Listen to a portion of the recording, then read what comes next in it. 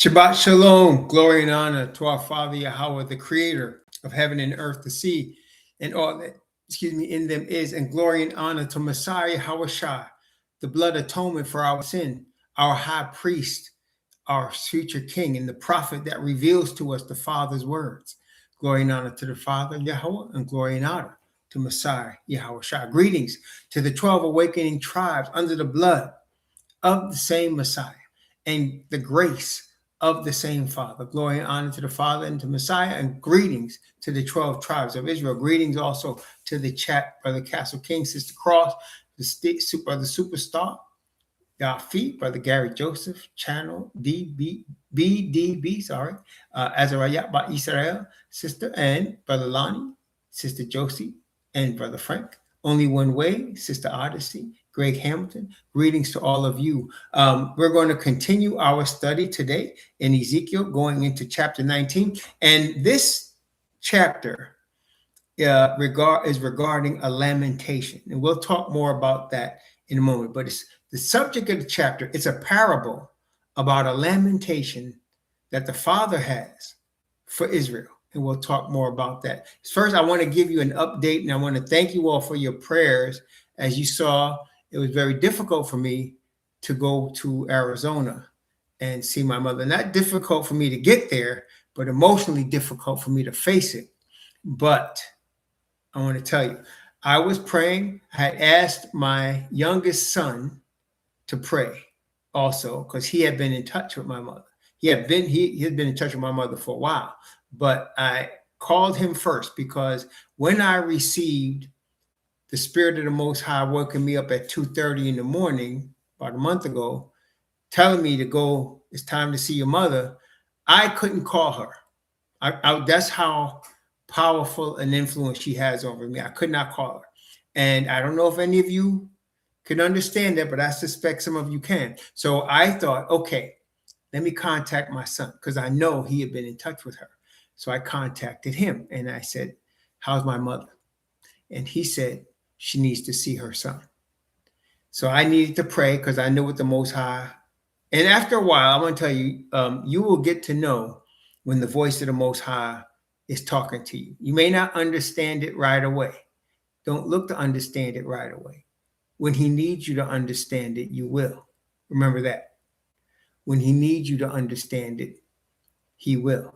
And also, I had a dream 40 years ago. It was 40 years ago. In fact, we were still living in New York when I had this dream.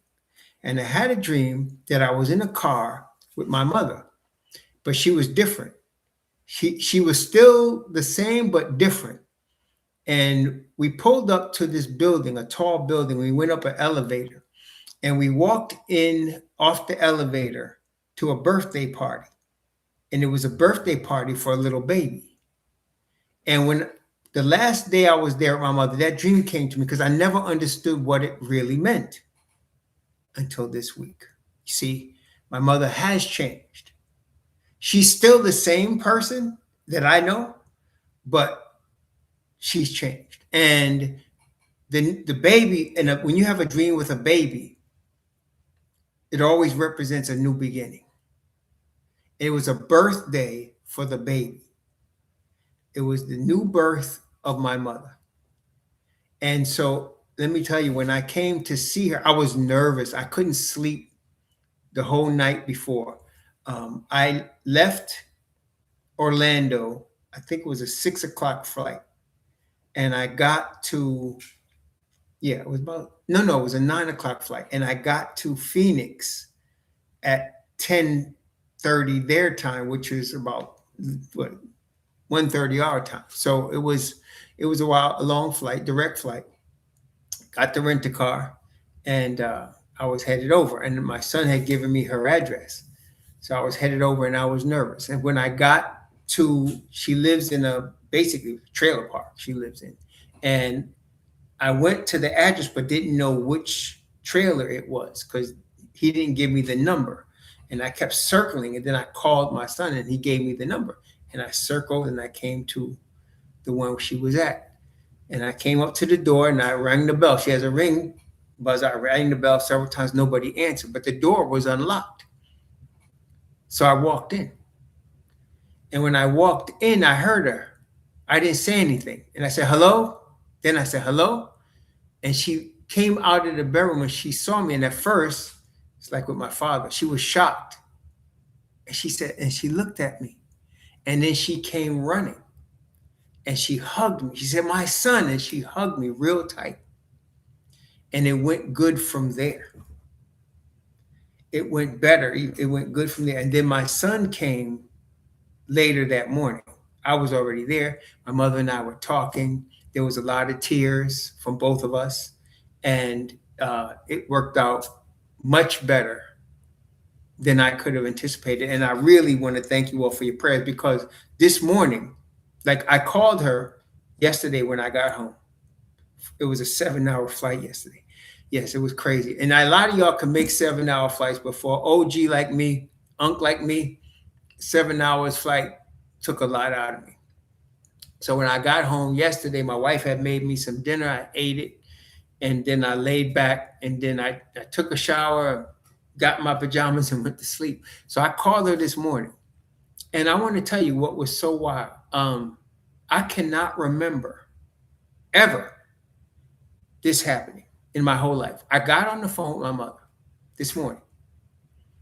And when I got off the phone, I felt like a weight came off me. Like a burden was lifted. And I felt so light, and I felt so good.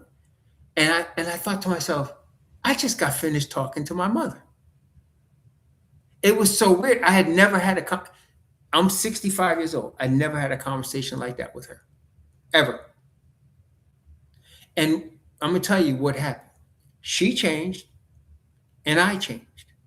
And both of our changes met. And only the Most High could have known when that was going to happen, because it was him that said to me, it's time to call your mother. And I was like, wow. Because like I said, he woke me up at 2:30 in the morning. And I'm walking through my dark house, and I heard, it's time to call your mother. And I'm telling you, he knew, Most High knew it was time. My mother was ready, and I didn't know it. And I was ready, and I didn't know it. Both of us was ready. I didn't know it, but he knew. And the separation was, I had not actually seen my mother since 2013. So that was 13 years ago. And I haven't even talked to her on the phone for at least 5 years. At least. It might be longer. I would hear her voicemails, something like that. Like, her voicemails would be like this. Not hello, nothing like that. It would be like, your brother knows you shorted him. Click. That was the kind of voicemail. And so we were talking, and she said, we hadn't talked in a while. She said, you wouldn't return my calls. I said, do you know what your last voicemail said? And she said, no. And then I told her, and she said, oh. She said, I was being a bitch. She said, tell your wife, tell Judy, I was being a bitch a long time, but she's not anymore. And that was my dream. She had changed. And she insisted on a restaurant that we were going to go to the last day I was there. And she insisted on driving. And it was just like my dream. And we sat down, had dinner. We were talking a lot of spiritual things, and the Most High is so good. And I just want to, again, thank you all for your prayers. It worked out way better than I could have ever imagined. And the thing is that as far as that burden coming off my shoulders, I felt the same way when I bought this house for my father. You see, it was about 40 years ago. I had just got married, 1982, I think, 1984. And it was around 85, 86. I came to my father and I said, I want to buy our family house. At that time, in that neighborhood, we could have got that house for about $50,000. And my wife had a job in the mayor's office. She worked in the mayor's of the city of New York. And I was working only part-time, but we could have bought that house. And I knew that I was getting ready to graduate from college in a couple of years, and we could save a lot of money. I didn't ask him to give me the house. I said, Pop, I want to buy the house from you. And he refused to sell it to me. He said, I'm not going to sell you that house. And I said, why not? He never gave me a reason. He said, I'm not selling you the house. And then he proceeded to sell it to a stranger, which I was very bitter about that, very angry about that for many decades. But the day we closed on this house, that all went away. Because my conversation with him about buying this house, he would say to me, he said, sit down here, sit next to me. And I sat down. He said, you want to buy this house? And I said, yeah, Pop, I want to buy the house. He said, you know, it needs a lot of work. You sure? And I said, Pop, I'll take care of whatever it is that needs to be done. But I want to buy the house. And he said, okay. And then he went back and he was telling my wife, this is going to be your house. He had never talked like that before. So when I bought this house, me and my wife, from him, I felt like it was closure for him not selling me our family house. Now I look back now and realize that house held a lot of nightmares for him because we had some bad stuff going in that house. And he really didn't want to have anything to do with it. And he probably thought if he sold it to me, he'd have to visit, and he didn't want to do that. I understand that now, but then I didn't. And I was very angry for a long time that he sold it to strangers and he wouldn't sell it to me. When all of my friends in the neighborhood, their parents either gave them the house or sold it to them. Most of them gave them their old houses, but he wouldn't even sell me his. So now I understand, but I didn't understand that. And so when I talked to my mother this morning, I felt it again. That burden was lifted. And I couldn't believe that I got off the phone feeling so high, feeling so light, feeling so good that I said, Dad, I just talked to my mother. I never got off the phone with my mother and felt like that. Ever. Okay.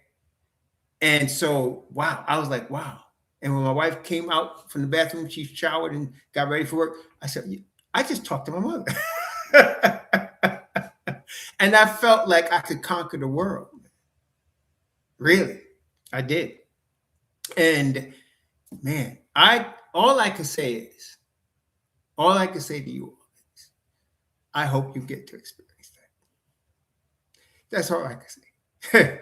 I hope you get that. You know, a king asked Paul, a king said, you almost persuade me to be a Christian. And Paul said to that king, I think it was Agrippa, he said, he didn't say you should become a Christian, but it's one of the 3 times in the Bible the word Christian is used. But Paul said, I wish that everyone under the sound of my voice were all together as I am, without these bonds. And I'm telling you, I felt so good this morning. I said, I wish everybody could feel like this. So that's what I say to you. I wish all of y'all can feel what I felt this morning. And it's amazing. I am 65 years old and never had a conversation like that with my mother. Ever. But yet, she's still the same person. Like, my mother and I could look at each other and know what we're thinking. It's kind of scary, actually. So we would say something and then she'd look at me and I already knew what the answer was. Or she would say something to me and I'd look at her and she'd already know what the answer was. And that's still the same.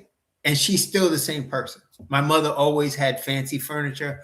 She has 3 bedrooms in her trailer. 1 bedroom is just for her clothes. And I ain't lying. 1 bedroom is wall to wall, her clothes. That's it. And she always dressed to the help. That's the same. When I was a little boy, I used to watch her get dressed because when I was a little boy, I never saw her wear the same thing twice. Never saw her wear the same thing twice. Because she had shoes, matching dresses, everything, the whole ensemble. And it was different every day. It was different. And my mother and father had a double closet, but she took it over. It was just for her clothes. And she had her shoes went from the ledge to the ceiling, touched both walls. And she's still like that. Except the clothes she has now was clothes she's had for like the last 10 years or so. She used to buy new clothes. My wife saw clothes in her closet that still had tags on them. And I'm sure she still has them because she didn't throw out anything when she moved to Phoenix from California. So that was the same. That was the same. Always refrigerator packed, even if it's just, and she gives the food away, usually to a neighbor. So she'll have a packed, I had a bottle of water. There was no place in the refrigerator for my bottle of water to get cold because it's always packed. So she gives extra food to the neighbor. She just does that. So certain things were always the same. And she always has a real close neighbor. Always, no matter where she is. There's always some neighbor that knows her and she knows them. And she still stays in touch with neighbors from 40 years ago. So there's always those things, And so I sat down and I told her, I said, you have a right to be angry. Because I was witness to my father beating her up. The first time I saw my father beat up my mother, and I mean beat her, I was 2 years old. And I was scared of him. I was 2 years old. And I've witnessed it multiple times after that. And then I have a brother that's not from my mother. So if you want to get a woman scorned, there's two things you do. You hit her, and then you go and have a child with somebody else. And so I told her, I said, Mom, you have a right to be angry. You have a right to be scorned. You went through the biggest trauma a woman could go through. I said, I don't blame you for any of that. But I told her, I said, these things happened 50-something years ago. And you have carried it to me now from my father. I said, I couldn't talk to you because you brought a storm when I needed peace. And I got permission from the Creator to have peace. I said, as long as you and I can speak in peace, we can talk. I said, but when you bring a storm and you know how to do that, I can't deal with that. And I told her that. And she understood. She says, you're right. She says, you're right. And I was like, wow, it's my mother talking. And then we were going to a restaurant and she said, son, I don't want you spending too much money. My mother, when she goes into a restaurant, she owns it. I'm not even lying to you. When she walks into a place, she owns it. That's how she is. And the price don't matter. If she walks in and she always carries her bottle of hot sauce, she still does. So, but now we walked into restaurants. She was cool. She was nice to the staff and she was different.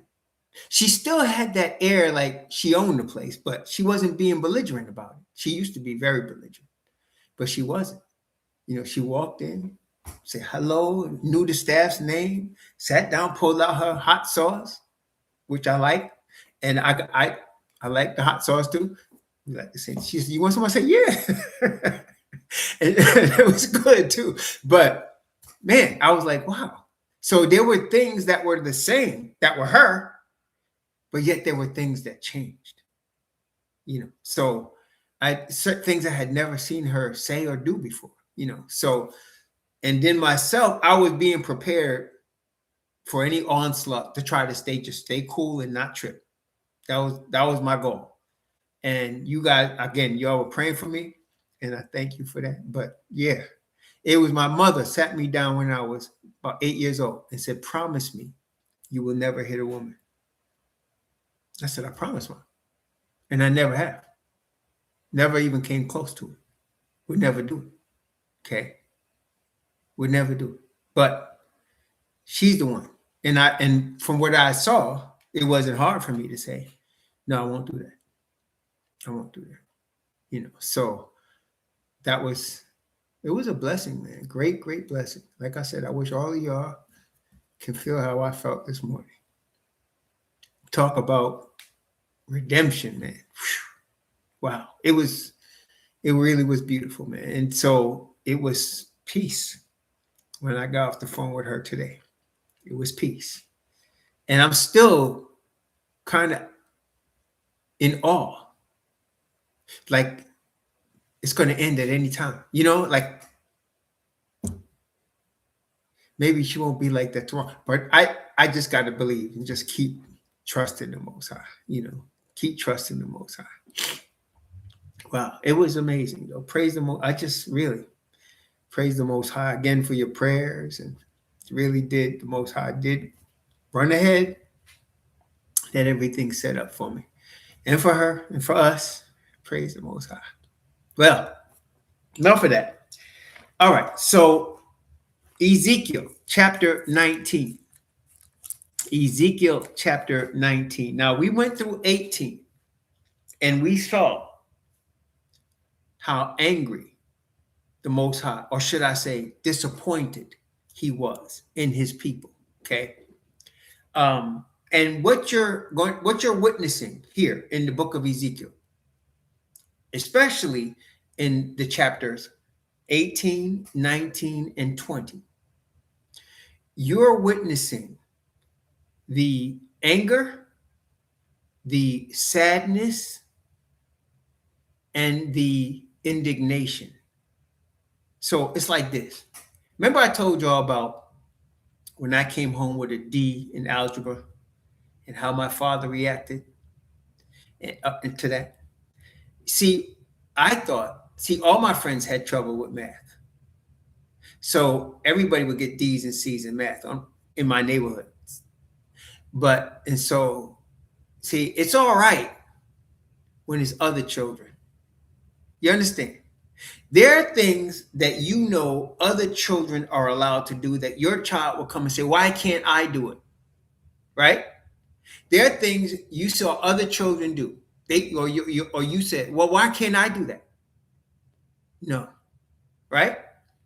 So I thought, well, my friends struggle with math. I did, no big deal. But I forgot. I'm not the other children. And my father reminded me, I'm not the other children. So then I became known as a Bradyac because I started getting A's in math because that was my gift. That was my ability. And my father knew that. But I got lazy and forgot and started thinking like the other guys. See? And so my father's reaction was disappointment, anger, lamentation, and then the judgment. And I caught it. So you see, today, it reminded me of a song. Now, some of y'all way too young to know this song, but some of you OGs and unks know what I'm talking about. The Temptations. Runaway child, running wild. How many of you remember that song? You better go back home where you belong. Man, when I was 8, 9, 10, that was my favorite group. There was nobody like the Temptations, man. Nobody. That was it. Nothing like the Temptations. Runaway child, running wild. You better go back home where you belong. When there's runaway children, there's thousands of them every year. Unless their parents can get them back, it usually ends badly for the runaway. Okay? Runaways become sexual victims, sex trafficked. They become pimped. A lot of prostitutes are runaways. A lot of prostitutes are runaways that ran into a pimp and got played and put into that life. Okay? They didn't start out when they were born saying, I want to be a prostitute. But they'll run away, and some of them end up dead. Okay? And all the time, they think they're running away from a bad situation that they think is bad. Sometimes it is. Most times it's not as bad as they think.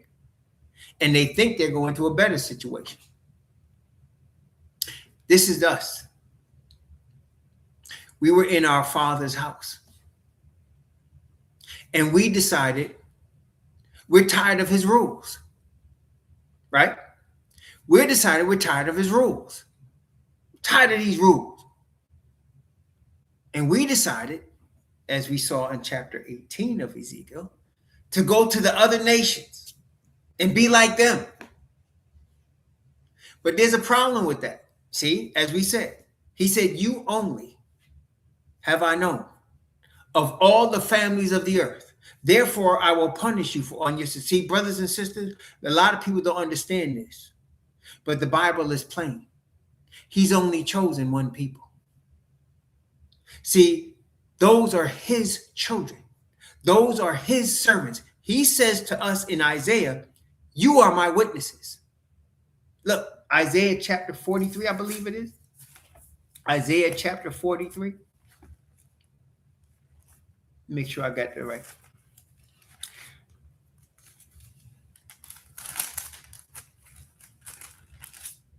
Yes, it's Isaiah 43.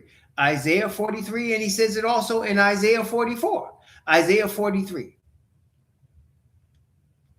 Verse 10, 11, and 12. Isaiah 43, verse 10, 11, and 12. Look what it says here.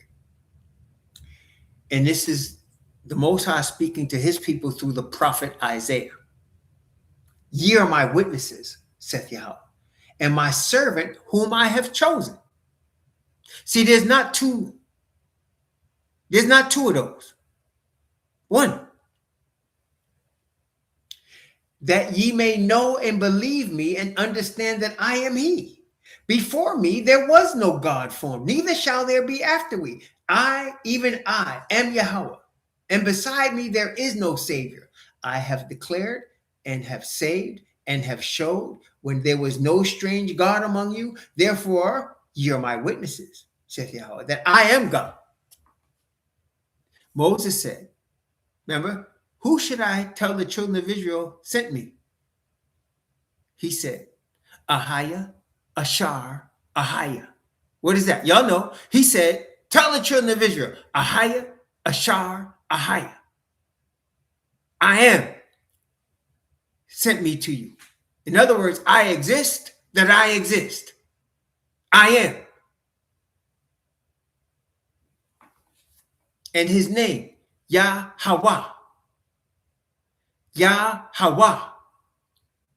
Yah exists. Yahweh. Yah, his name, Hawa, exists. Yah exists. Ahiah, Ashar, Ahiah. I exist.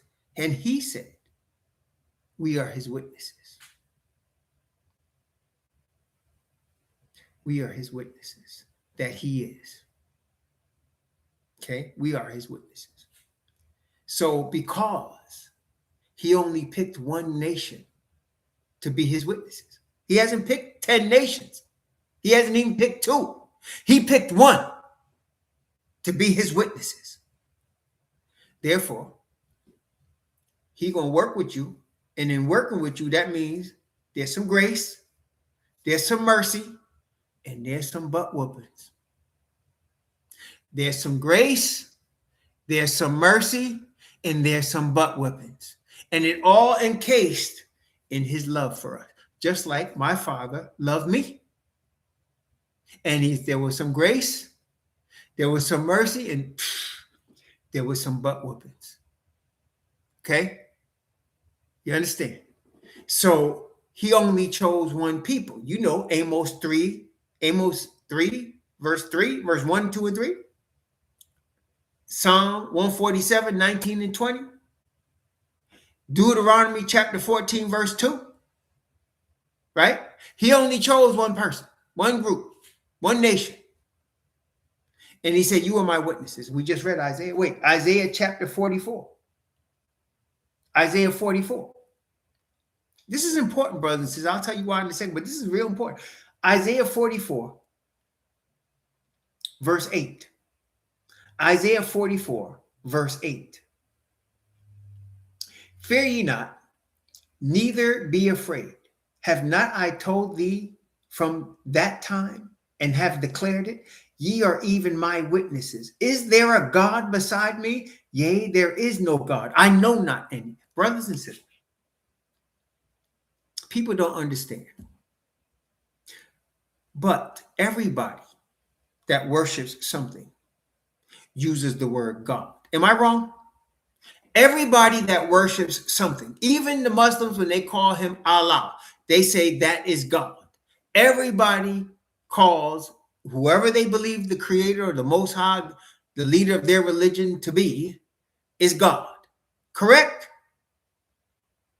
So, brothers and sisters, what differentiates the one true people from everybody else that named something a God? The 5%ers in Brooklyn, they think they're God. Right? If you're from New York, you know what I'm talking. The 5%ers, they think they're God. Okay? So everything is God, right? And so you got people, even Malcolm X said, we all worship the same God. That's not true. That's not true. Why? If our creator is the God, he's intelligent. He's intelligent.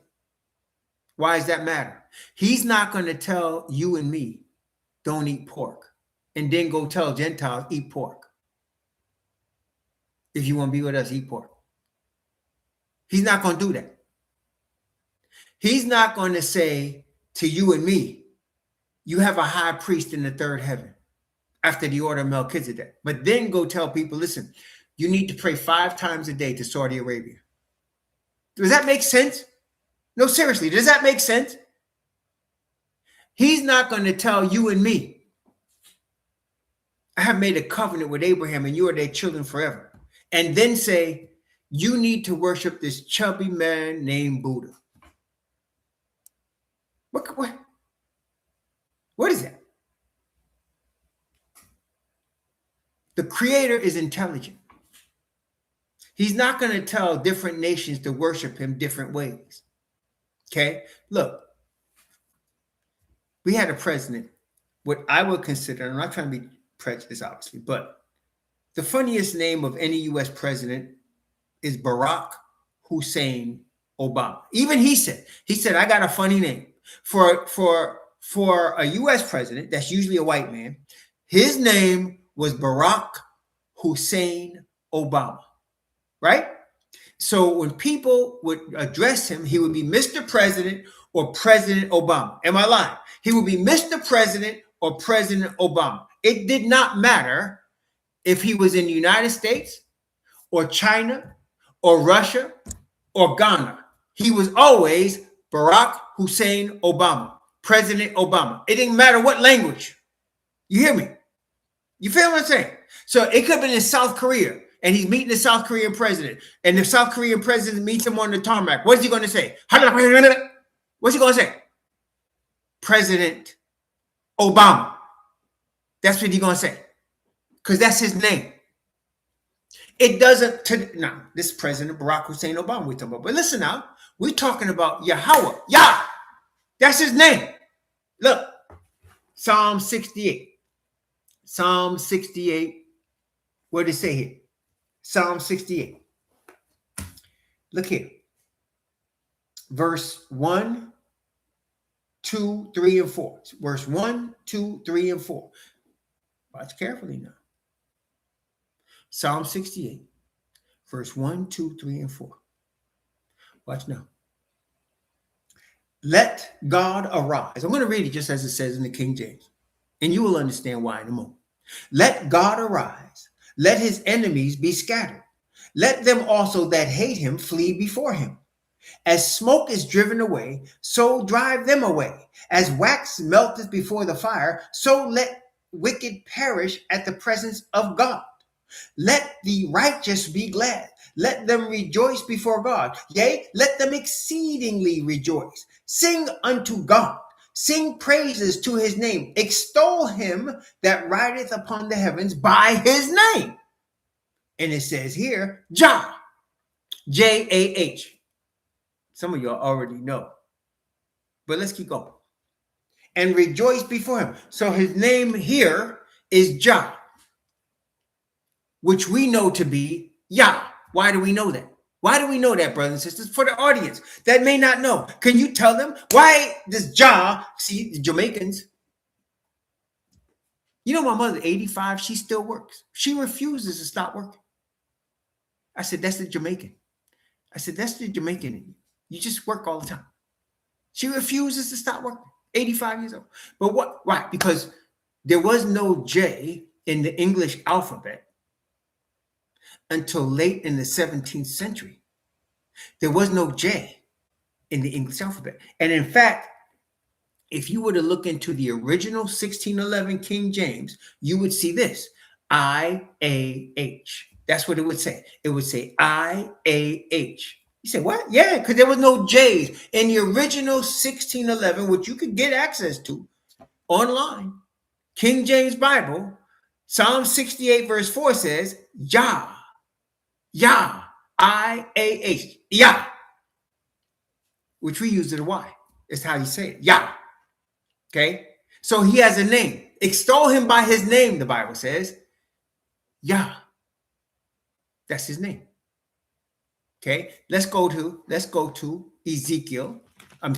Exodus chapter 6, verse 3. Watch this now. This is Moses writing. Exodus chapter 6 now. Moses is writing this. So Moses is the one that's writing Genesis, Exodus, Leviticus, Numbers, and Deuteronomy, right? So that's the books of Moses, they're called, right? Because Moses was what the Spirit gave this to write. Okay? All right. So now, watch this. Exodus chapter 6. Let's go with verses 1, 2, and 3. Understanding what we just said. There was no J's before the 17th century. So all the centuries before that, that means 1700 years to Messiah, and then another 4,000 years before that, there was no letter J. There was no letter J. Okay? This is interesting. Watch this. Exodus chapter 6, 1, 2, and 3. Then Yahweh said unto Moses, now shalt thou see what I will do to Pharaoh. For with a strong hand shall he let them go, and with a strong hand shall he drive them out of his land. And the Most High spake unto Moses and said unto him, I am Yahweh. Big letters, that's Y-A-H. That's Y-H-W-H. Yahweh. Why? Verse 3. Watch this now. Watch very closely now. And I appeared unto Abraham and unto Isaac and unto Jacob. Jacob. Now you know his name ain't Jacob because there was no J. Okay? Yaakov. That was his name. Okay? But wait a minute. By the name Most High Almighty. That's how he appeared to Abraham, Isaac, and Jacob. By God Almighty. Most High Almighty. Okay? But by my name, Jehovah, was I not known to them. So Moses knew his name. But prior to Moses, they didn't know his name. Okay? But remember now, it says Jehovah. Now, when you look this again in the original King James Bible, you will not see that. You will not see that. You will see I-A-E-H-O-W-A-H.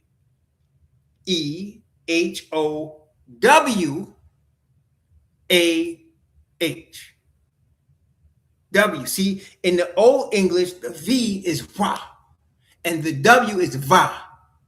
So when you see the word unto in the first King James Bible, it's V-N-T-O, unto. It's like a U instead of a V. So if you have an H, a O, a U, a H. So watch this. Take this out now. Watch. H-O-U-A-H.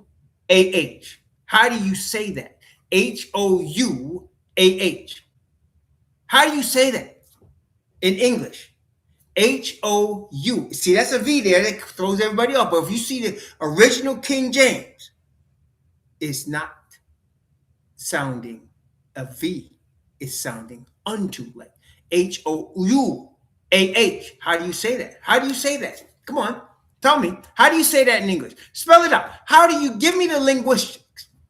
Give me the linguistics without ebonics. Give me the linguistics. How do H-O-U-A-H sound? Huh? It's Yah what? Yah what? Talk to me. H-O-U-A-H. It's Yah, I-A-H, Wah. That's right. It's Yah, Ha, Wah. That's how it's spoken. Now, when you look up Yahweh, you will, in 1933, to exist. Yah exists. Go tell the children of Israel, that's what he said in chapter 3 I am. Ahaya, Ashar, Ahaya. I exist. I exist. Yahweh. Yah exist. Well, you're missing Akawambaya. You're missing the A, the O in front of the H. You see the O you're missing there? You're missing the O. Gary Joseph spelled it out. Look, Yahawah. See? Look what you got. You're missing the O or an A right there. You can put either one there. It's going to sound the same. You see what I'm saying, Akawambaya? You can put either one there. You're missing. That's what everybody that says Yahuwah is missing. They're missing the letter after H. There is a letter after H. It's either an A or an O. Yahweh. Okay? And it's definitely what we can clearly see. It's not Yahweh. Am I right about that? I'm not trying to argue. I'm just saying. It's not Yahweh. It's not. It can't be Yahweh. See, it's not Yahweh. You might say Yahweh if you want to. Right? Yahweh if you want to. See? But it's not Yahweh. Because you see how he spelled it. And again, if you look this up with the Hebrew letters, it is Yahweh. It is Yahweh. Okay? It is Yahweh. And they looked up Indian languages from the original Indians that was here before the Europeans came. And they would have writings. And they found out the writings were ancient Hebrew. And they use a lot. They use that for beginning of words, middle of words, Yahweh. Yeah. See? There you go. But what I'm saying is he has a name. His people know his name. His people know his name. Now, so he picked one people. They are his witnesses that there's no other God but him, Yahweh. He hasn't picked anybody else. So we saw in chapter 18, he said they were whores, right? They were so whores. They were going to all the nations and giving it to whoever wanted it. Running away child, running wild. Better go back home where you belong. Now he's going to show a lamentation. And the word for lamentation in chapter 19 of Ezekiel is the root word CH19, to wail, like at a funeral. Okay, you ever been to a funeral and people are wailing? Why are they wailing? Because they're sad. They're wailing because they're sad. That's what the word is. That's the word H6969. That's the root word of lamentation. That's right, to wail in pain and hurt. That's what the Father is showing us in Ezekiel chapter 19. The pain and hurt he felt for the apostasy of his only children. It's not, see, he's not feeling the pain of other children. He picked one children that he has. Now, some Gentiles saying, what about us? What, don't you know he sent one of his children to teach the Gentiles in the New Testament? What you think? Paul was just accidentally sent? What you think? Peter was just accidentally sent? Why didn't he tell Cornelius, this is what you need to do? Why didn't the angel just say to Cornelius, this is what you need to do? See, y'all, some of the Gentiles so caught up in the big sheet of the animals that we can eat anything. It had nothing to do with food. Acts chapter 10 has nothing to do with what you eat. Nothing. And Peter said that, but the Gentiles are ready to start their own religion. Use the Bible to start to create false doctrines. But anyway, the angel came to Cornelius and said, go get Kaffa. And he's going to tell you. Why? Because he has one chosen people. That's why. He has one chosen people. He said, Kaffa, go with these men. Go with these 3 men. Then he said, Paul, I'm going to send you far hence to the Gentiles. And he was the apostle to the Gentiles. See? So, look. He has one people. So now, when he going to spank his people. Why do you think we can't? My wife and I talked today. We found 2 verses Moses talked about us going into slave ships. 2. Numbers chapter 24, and as we know, Deuteronomy chapter 28. Slave ships. Why do you think we had to go so hard? We needed to whip. Be hard-headed. Be hard-headed. Look here. I highlighted Hosea chapter 9. Before we go to Ezekiel, I highlighted Hosea chapter 9. And again, at the at the end of the day, he's going to revive us and redeem us.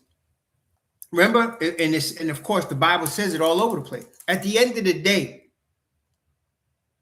he's going to turn our captivity. Moses said it. All the prophets, Isaiah, Jeremiah, Ezekiel, Daniel, Hosea, Joel, Amos, they all say it. At the end of the day, Zechariah, Zephaniah, Obadiah, they all say the same thing. He's going to turn the captivity of Israel. So yes, spank us hard. No doubt, spank us hard. No doubt about it. But at the end of the day, he's going to turn our captivity. So though we go through the harshness of the fire of trial like no other people in history, we will be redeemed at the end. We praise the Most High. He's going to redeem us at the end. Now, look at this. This is this is concerning the northern tribes, by the way. Hosea chapter 9, beginning at verse 11. And going down from verse 11 to verse 13. Hosea chapter 9. From verse 11 to verse 13. As for Ephraim, their glory shall fly away. Their glory shall fly away like a bird from the birth, and from the womb, and from the conception. Though they bring up their children, yet will I bereave them, that there shall not be a man left. Yea, woe also to them when I depart from them. Ephraim, as I saw Tyrus, is planted in a pleasant place, but Ephraim shall bring forth his children to the murderer. That's northern tribe. And that's what happened to northern tribe. Ephraim shall bring forth, that's the northern tribe. Ephraim is the head of the northern tribe. Shall bring forth the children to the murderer. That has happened every place Ephraim has been. Okay, every place Ephraim has been. That's right. And not only that, Ephraim is in what's now North America. Before North America was taken over by the Europeans. What happened to all of them? Same with Canada. Same with all the islands. Ephraim was all over there before Europe came. And then Europe came, killed him, murderer, and then went and got Hebrews from West Africa. That's how we came to Jamaica and all the islands. But Ephraim was there. That is why in an island like Dominican Republic or Puerto Rico, there are three main seeds there. There's the northern tribe, they call the Indians, Taino, if you know. There's the West African, and there's the Spaniard.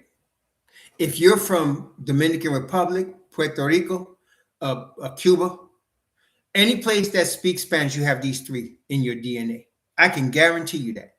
You have Indian, which is really northern tribe. That was already there. You have African, which is really Judah. And you have Spaniard.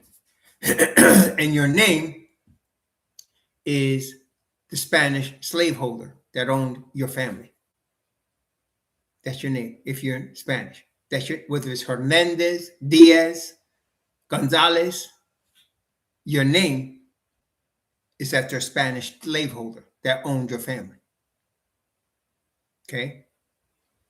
If it wasn't the disease, they just beat you all to death. Those who survive and mingle with the West Africans, that's how you get the mixture that you got in almost all the islands, especially the Spanish-speaking ones, especially them. Okay? Now, Haiti is different because Haiti kicked the French out of Haiti. See? So they didn't get to mix up like the other nations did.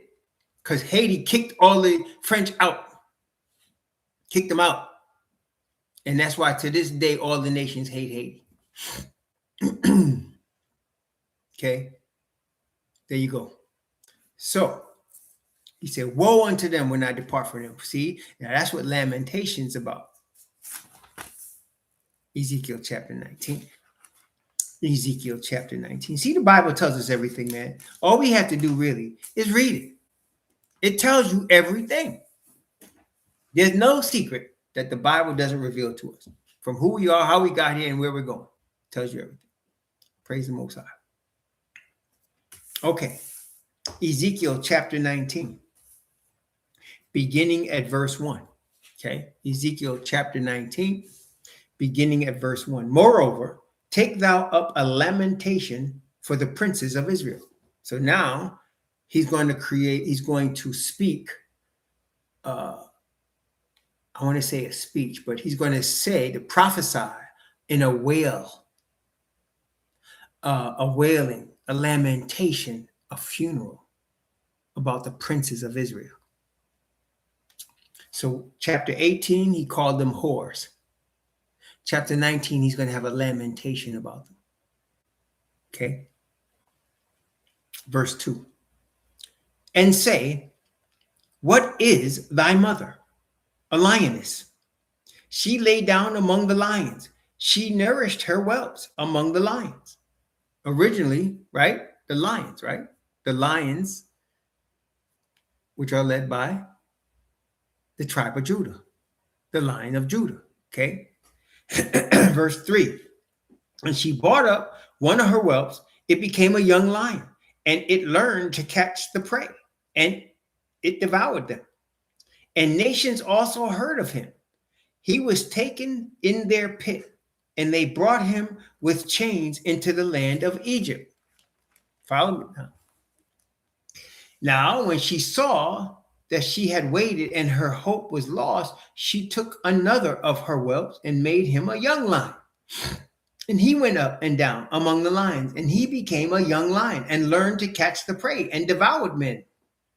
And he knew their desolate palaces, and he laid waste their cities, and the land was desolate, and the fullness thereof by the noise of his roaring. Then the nations set against him on every side from the provinces, and set their net over him, and he was taken in their pit. And they put him in ward in chains and brought him to the king of Babylon. They brought him into holes, that his voice should no more be heard among the mountains of Israel. So you have two whelps that came from mother. One went to Egypt, and now one goes to Babylon. So you see the children of Israel's history. We were in Egypt, and then, as of this writing with Ezekiel, they were in Babylon. And he's using the whelps of a lion to illustrate that. Okay, both were taken in the pit. See, they try to catch lions back in the day in a pit and a net to catch a lion. Okay. Okay. Verse 10. Thy mother is like a vine in thy blood, planted by the waters. She was fruitful and full of branches by reason of many waters. And she had strong rods for the scepters of them that bear rule. And her stature was exalted among the thick branches. And she appeared in her height with the multitude of her branches. But she was plucked up in fury. She was cast down to the ground. And the east wind dried up her fruit. Excuse me. Her strong rods were broken and withered, and the fire consumed them. Now she is planted in the wilderness, in a dry and thirsty ground. And the fire is gone out of the rod of her branches, which hath devoured her fruit, so that she hath no strong rod to be a scepter to rule. This is a lamentation, and shall be for a lamentation. In other words, between Egypt and Babylon, she's nothing now. She's lost all her power. She's lost all her beauty. She's lost all her cubs. She's nothing now. She was the king of all beasts, but she became a lamentation. See? So now he's really lamenting his people. Now, of course, the Creator knows the end from the beginning, right? So he knows you and I were going to exist. But he also knows that between our existence and then, there was going to be a long time. That's what Daniel said. The time is long. That's what Daniel said. Daniel chapter 10. He had understanding of the visions, and the time was long. It's been a long time, hasn't it, brothers and sisters? It's been millennium that you and I have been through. Millennium. That's thousands of years. Yes, we know about the 400 years plus that we've been in North America, but our sojourn is thousands of years old. Especially if you count the sojourn starting when the second temple was destroyed in 70 AD, that's a little short of 2,000 years. You understand? Or from the time Messiah announced the Jubilee in AD 27. Next year will be 2,000 years. That was not even including the northern tribes, okay, who lost the north 700 years before that. 700 years. So our sojourn, brothers and sisters, this lamentation for us is thousands of years old. But praise the Most High. The word not only tells us that the Father was upset, that he was disappointed, that he had to spank us, it also tells us we're going to wake up. It also tells us we're going to wake up and he's going to hear us in repentance and godliness and turn our captivity. And it also shows us this is the time in which we live right now. Praise the Most High. But we're going to see some very interesting, very, very interesting history of ours in chapter 20. Very, very strong history of our history that you're going to see in chapter 20. Chapter 20, it appears to be a little longer, if I'm not mistaken, but it's okay. It's powerful, man. It's our history. See, it was chapter 20 of Ezekiel that convinced me after reading the whole Bible through, of course, multiple times. But my wife came into our room one day and I had the Bible in my hand and I pointed it to her and I said, "This is our history book." And she looked at me like I was crazy. Well, she doesn't look at me like I'm crazy anymore. Now she understands. But then she looked at me crazy. The Bible's our history book. Well, Ezekiel chapter 20 is going to tell us a lot about our history. Okay, praise the Most High. Okay, may the Most High bless you and keep you. And may he cause his face to shine upon you and be gracious unto you. And may he lift up his countenance upon you and give you peace.